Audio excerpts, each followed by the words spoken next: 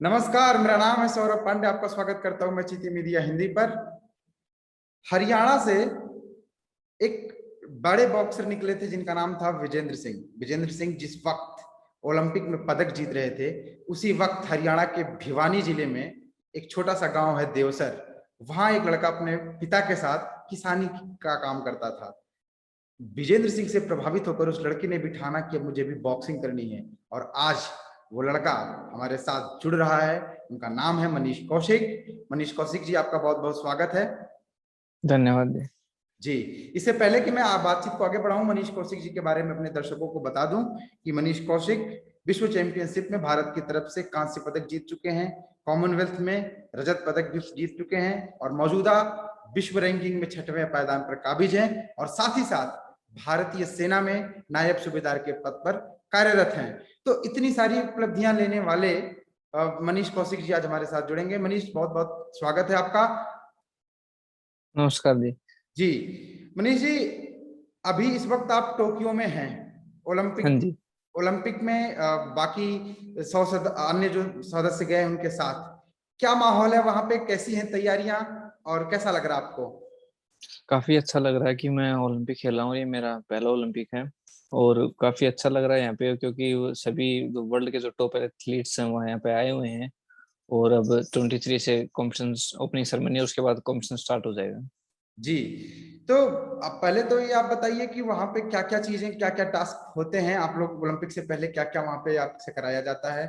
नियम क्या है वहां पे? कोविड का काम चल रहा है तो ये जाहिर सी बात हम्म। है सामान्य ओलंपिक से थोड़ा अलग होगा। तो क्या क्या चीजें हम्म। आपको फॉलो करनी पड़ रही हैं? बिल्कुल जी। अगर हम जैसे बाहर जाते हैं तो हमको मास्क पहन के रखना हर टाइम, और हमारा डेली कोविड टेस्ट होता है।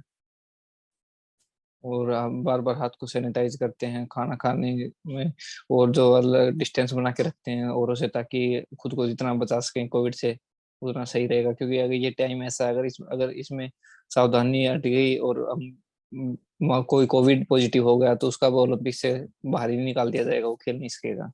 जी जी, निश्चित तौर पर करोड़ों भारतीयों का आपसे उम्मीदें जुड़ी हुई हैं, तो वैसे में सब लोग चाहेंगे कि आप स्वस्थ रहें और मजबूती से फाइट करें, भारत का नाम रोशन करें। तो बिल्कुल।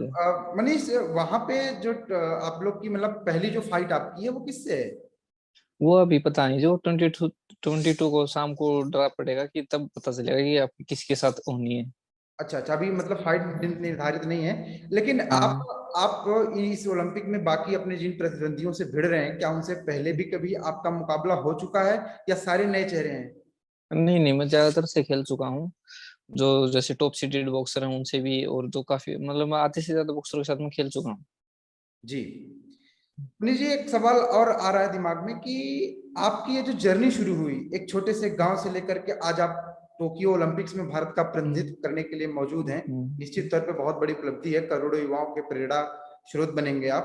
तो ऐसे में कैसी रही जर्नी? कैसे खेत में काम करते हुए अपने पिताजी के साथ आपको कैसे ख्याल आया कि विजेंद्र सिंह की तरह बॉक्सर बनना है? भिवानी के पास जी मेरा गांव है देवसर। तो भिवानी में मतलब काफी समय से स्पोर्ट्स का कल्चर रहा है कि वहाँ पे पहले भी काफी अच्छे अच्छे खिलाड़ी रह चुके हैं।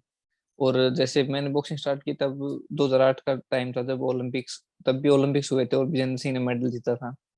और अकेले भिवानी से चार बॉक्सर्स ने क्वालिफाई किया था तो ओलंपिक में, और पूरे इंडिया से 5 थे। तो ये भी अपने आप में एक गर्व की बात है। और बॉक्सिंग को भिवानी को मिनी क्यूबा कहा जाता है।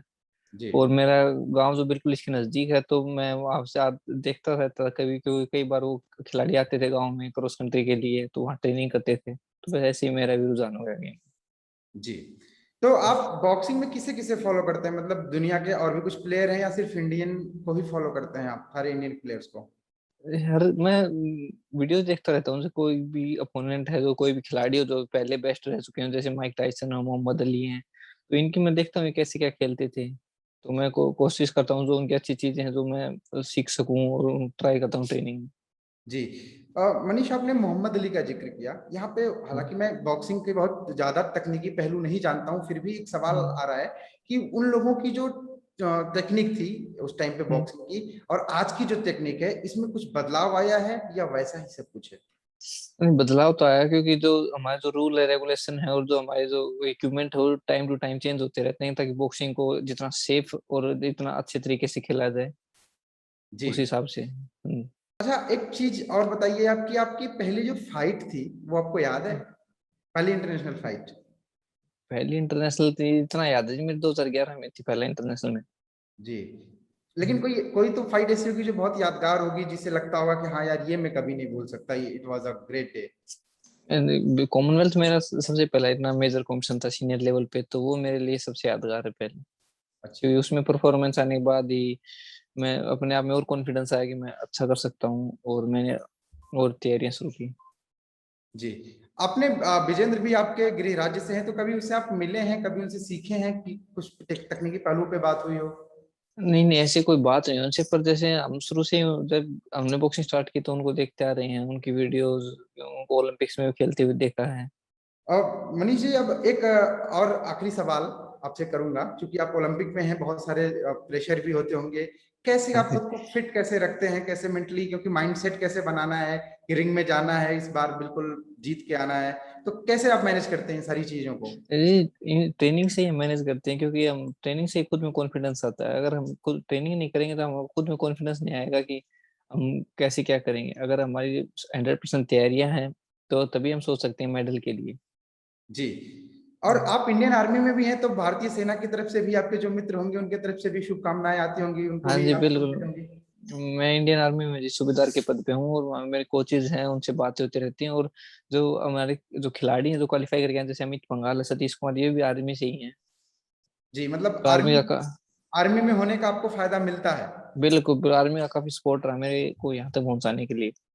और टोक्यो में जो आपके लिए फैसिलिटीज हैं उनसे आप संतुष्ट हैं, वो अच्छी हैं? हाँ जी बिल्कुल, हाँ जी बिल्कुल संतुष्ट, बिल्कुल सर, अच्छे हैं। क्योंकि अक्सर भारत में सवाल उठता रहता है ना कि सरकारें ध्यान नहीं देती बाकी खेलों पे, तो मनीष कौशिक बताएंगे जो कि वहां पे क्या माहौल है, आप वहां मौजूद हैं तो इसलिए आप बेहतर बता सकते हैं, और भारत सरकार की तरफ से आपको पूरा समर्थन मिला है कि नहीं मिला है? भारत सरकार की तरफ से पूरा समर्थन मिला है, क्योंकि भारत सरकार ने एक टॉप्स की स्कीम चलाई हुई है, जिसमें जो ओलंपिक लेवल के खिलाड़ियों सभी को उसमें रखा गया है।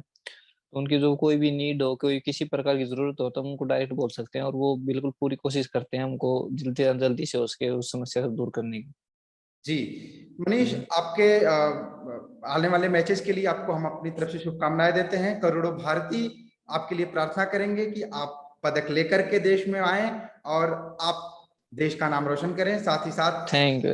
अच्छे से खेलें, स्वस्थ रहें, और बहुत बहुत बेस्ट ऑफ लक। धन्यवाद। Namaste. Please remember to subscribe to us and switch on the notifications for this channel. For our other social media links, more content, and to support our work, please visit citti.net. Dhanyavad. Namaskar.